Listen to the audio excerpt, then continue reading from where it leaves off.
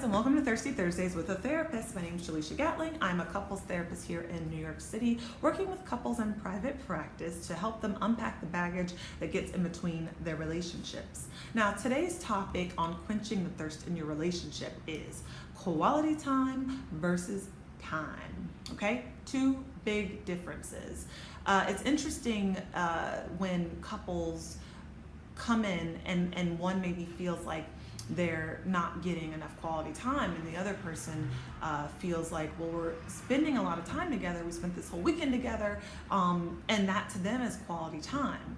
Now, this video is not about telling you what quality time looks like or what that is. I don't believe that there's this norm or this rule book for that, but I think we all have different meanings attached to what quality time looks like. And I think we can run into a problem when we're not curious about what that looks like for our partner. And I'm not talking about what we're doing or what we're not doing, right? I'm talking about what is happening in quality time for you that is maybe not present when you're just hanging out, when you're just physically in each other's presence.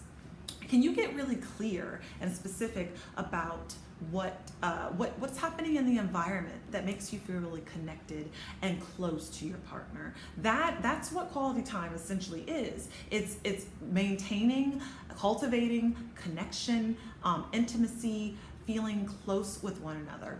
What sort of activities or what's happening in the environment that allows you to be able to feel like you are having good quality, intimate, connected time with your partner? For some couples, that could be playing video games or binging on Netflix for a few hours and eating junk food and getting immersed into a really great movie or two or three. For another couple, they may not want any screen time, or for one person of a partner, having a phone anywhere in the mix just kind of ruins it for them. And for other people, they love to kind of video and maybe Instagram what they just made for dinner, and perhaps making a meal. That's a connected, intimate, quality time sort of activity. Whereas for another couple, cooking a meal might seem like a freaking chore, okay? So I really want you guys to be curious about what's happening. Like the last time that I felt like we had some really good, intimate, quality time, what was going on in the environment? What were we doing? What was present? What was not present? It might have something to do with timing. It might have something to do with what's going on in the day. Maybe you'd rather have something going on earlier in the day before you go off and do a bunch of chores, or maybe it's something that you are more able to engage in after your to-do list. You need to prioritize it regardless, but I just think it's really important to be aware and to be curious, not only about what makes quality time feel like quality for you, but also what's it for your partner, because theirs might be very, very different.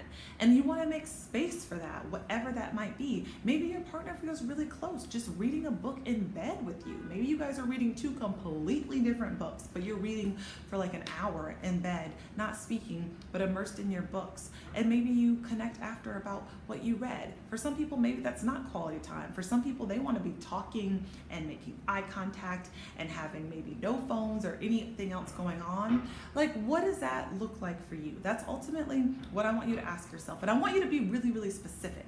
I think sometimes we can run into trouble when we come into a relationship and we have these preconceived stories and notions that society has told us this is quality time, or this is what an adequate date night is. We have to go out, we have to get a reservation, and we have to, it has to be this whole show and dance, and it doesn't have to be that way. What makes you feel connected?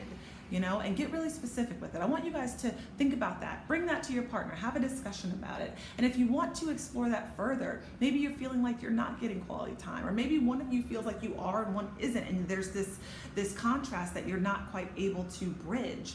Give me a call. Go to my website, www.letsunpacktherapy.com, and we can set up a consultation to further explore how you guys might navigate this. Thank you for joining me as always, and I will see you guys next Thursday.